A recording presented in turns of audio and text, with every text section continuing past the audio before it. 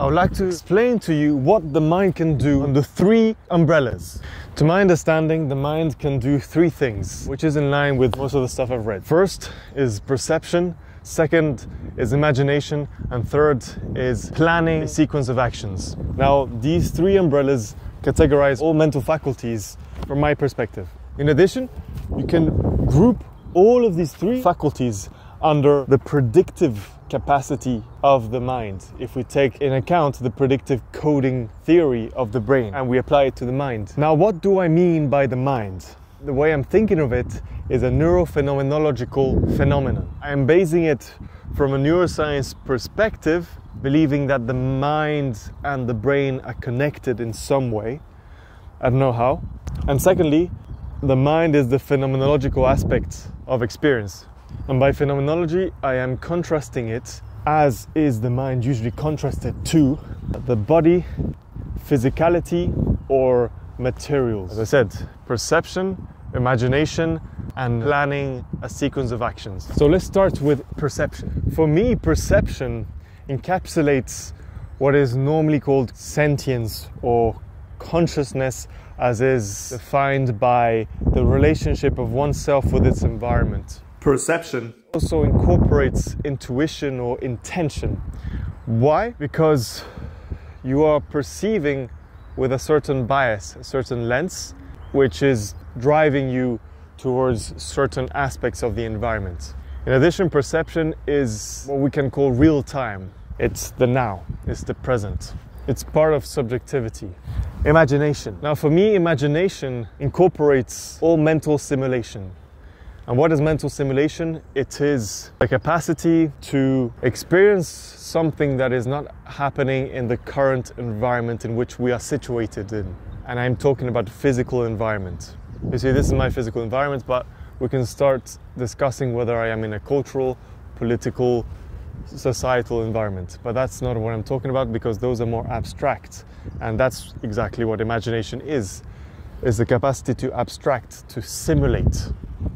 Now, within imagination, I incorporate memory and future planning or future simulation, because both capacities are in neuroscience and cognitive sciences associated. It's just a simulation of something that we recall, a knowledge that we've stored, which usually tends to have some sort of a creative aspect, if you wish. It tends to be modified upon each recall. And in terms of memories, we can talk about experiential memories or events that have occurred in the past. We can talk about semantic memory, which are abstract concepts that we bring up to our simulation. And future images are also, planning is also part of the imagination, which incorporates fantastical thinking. Just thinking in general is part of imagination, because I mentioned concepts, words and all that are things that we imagine that are not part of the physical environment. We're simulating them. Now, we could debate whether there is a ethereal dimension of reality to which our mind is actually perceiving, which is part of this, what we're calling imagination. Now, I don't know about this. There's research ongoing for these ideas, there are theories for these ideas, but this has not been rigorously tested. Planning a sequence of actions. Finally, the third category for me is that of planning actions. Now, I could incorporate it as a branch of imagination, but for me, this planification of actions really connects the mind and the body and the limitations of the mind-body connection. If you wish, we can talk about simulating a specific set of muscular activities or movements. The reason I separate it from imagination is because of its relation to muscular movement. Now, in addition, a sequence of actions could incorporate tools and machinery, which in essence creates leverage for the muscular activity. With an axe, I can create much more force to break down a tree, and in essence it makes me use less muscular activity than if I had to break it with my hands, which some people can do. I've seen that on YouTube. In the mind-body connection, let's talk about the limitations of the mind-body connection. For instance, if you plan a set of actions, regardless if you believe you can do it or not, which is an emotion, which I'll explain in a bit what our emotions are, there are limitations of what your body can do. Although Stephen Hawking was capable of so much with his mind, there are a set of actions he could not execute because of his illness. That's an extreme example, but there are also a set of actions that when you're learning a sport, you won't be able to execute them as you're imagining it or your coach is showing it. Although we can argue that the better you're capable of imagining the action, the better you're able to execute it. Great teachers that I've had in sports, in dancing or karate, have always given me an image to associate the action that I have to do. For instance, I'm not a flamenco dancer, but it's a common image of grab the apple and throw it to the floor, you know? If you really think about grabbing an apple and you throw it to the floor, you are better capable of doing it. But that is regarding the limitations of mind and body. Finally, something I cannot ignore is emotions. For me, emotions permeates the way we feel about all these capacities. You could really detach emotions from all of these capacities, which is what I did, because you can use them, act. So use the mental faculties, the mind's activity, regardless of the emotion that is being brought up by that mind's activity. We can perceive, imagine or plan feeling a certain emotion. And I'm gonna use the simplified valence arousal dimensions of emotions that are used in psychological research. Because I understand you could use any sort of adjectives to describe any sort of emotional experience. Every single emotional experience is complex. But if we use just arousal and valence, there's a certain arousal and valence assigned to each perception. There's a certain arousal valence assigned to each imagination, each planning of actions. But you can still do it regardless of what you're feeling. As in, you can still imagine negatively, you can still imagine the same thing positively. There might be ways of imagining the same thing excited or calm. Emotions are a label that are attached to these three mental capacities. From a neuroscientific theory point of view, called the free energy principle active inference, we can say that emotions in that valence arousal perspective indicates how much energy usage will be required for any of those mental capacities. For instance, if we believe we've got the energy resources to make sense of what we perceive, or to understand what we imagine, or even to realize we're capable of acting the planned set of actions, if we believe we have the energy resources for this, we will have more positive valence. If we feel that it is very uncomfortable and uncertain, feel negative valence. Now, arousal, I'm not too sure how to characterize it with this theory, but from my understanding of studies on meditation, which is normally a calm state, focused attention meditation is normally a calm state. What happens is that the predictions of the brain towards the environment is much more broad and accepting. It puts less importance on a certain aspect of the experience. Therefore, if we take this finding further, we can infer that when we're able to allocate energy to a wider perspective, a broader picture, we're likely to be more calm. Whereas if we're concentrating our energy towards one aspect of our experience, we're more likely to be excited and aroused or fearful. Depends on the valence. I would like to reiterate how emotions and energy resources are connected. If we're able to use our energy resources to a perception, something we imagine to make sense, understand it, or know that we are capable of acting a set of actions, we've got the resources, so we're fine. We're more likely to be positive, and whether the perception, the imagination, or the set of actions require narrower attention, narrower application of the energy resources, this would determine a higher arousal level. The contrary, which would be not having the energy resources to understand what we perceive or what we imagine or what is required for acting a set of actions, and having the energy resources distributed to a wide range of aspects of the experiences would give us a negative valence and lower arousal. So I've covered the three categories that characterize what the mind can do, in my view, and a side effect, if you want, or a byproduct, or the lens with which we make use of these capacities. Now that I've explained my perspective of the three categories and how emotion is part of the experience but can be detached of the essential mental faculties of the mind, I will go through Wikipedia and ChatGPT explanations of the mind and associate them to these categories. So in Wikipedia, the definition says that the mind is often understood as a faculty that manifests itself in mental phenomena, and those phenomena are sensation, perception, which for me are part of perception, thinking, reasoning, belief, all part of imagination, emotion and motivation. Emotion, I've explained it, and motivation, we could link it to perception because that's the intuition of why things are being done. Again, it's like acting in general. You might be motivated to do something because of a negative reason or because of a positive reason. In essence, it's something you perceive or imagine if you're putting an image or words to it. So motivation can be, for me, perception or imagination. Obviously, the mind is ongoing debate, but there are several approaches to it. I'm not going to go into what are mental states that occur within perception, the imagination of the planning of actions, because there are so many. It's not part of this video. It's beyond the scope of this video. They describe mental states as sensory or non-sensory, and we can distinguish as perception or imagination.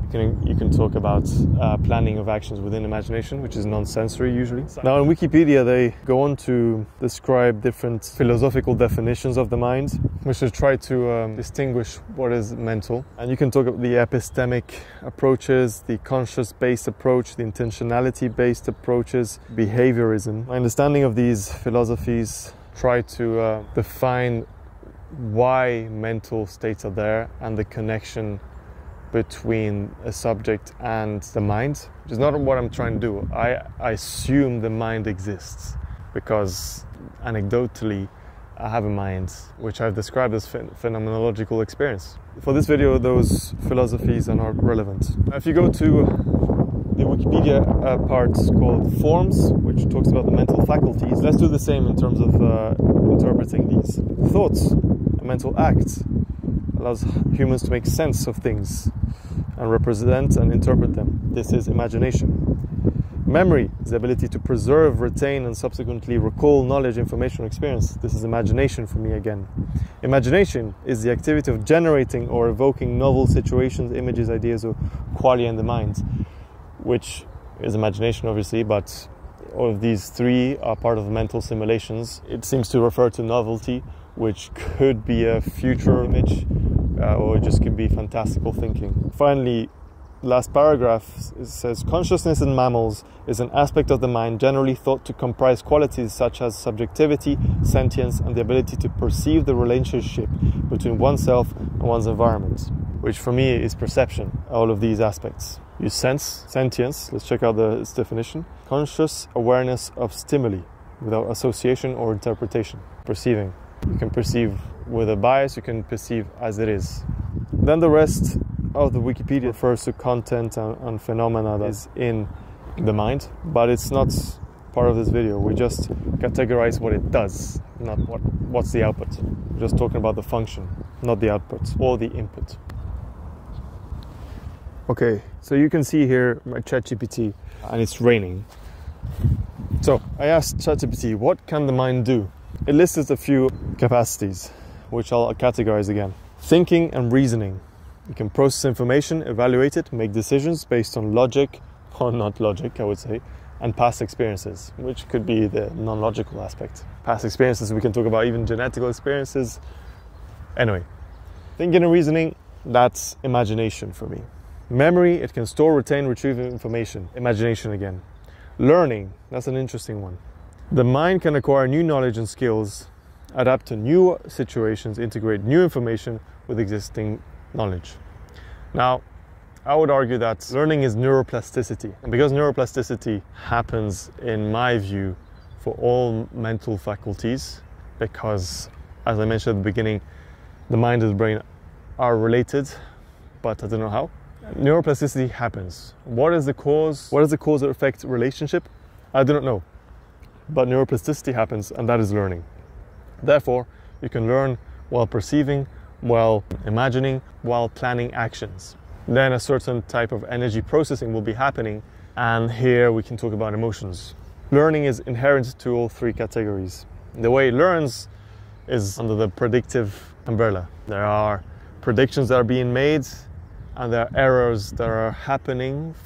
What I've predicted, what I've imagined, what I've hypothesized, what I've believed to perceive, what I'm perceiving, which is different to what I've perceived before, always come back to the fact that we have a foundation, a prediction, and a mismatch between our foundation and our prediction with the experience, the mental experience. So neuroplasticity, from the point of view of prediction, underlies learning, which happens in the three categories. Imagination and creativity is part of imagination. You generate new ideas, and that's a creative act. Emotions, the mind experiences, regulates emotions, influencing how we feel, perceive, and react to different situations. Now, I can argue, again, for me, it's a label that's been assigned to any of those three categories. And how do we regulate them or influence our perceptions? Well, we add new content. We use our mind again. So let's say you're perceiving something that you dislike, you could imagine something you like, or you can imagine a new perspective on the dislike.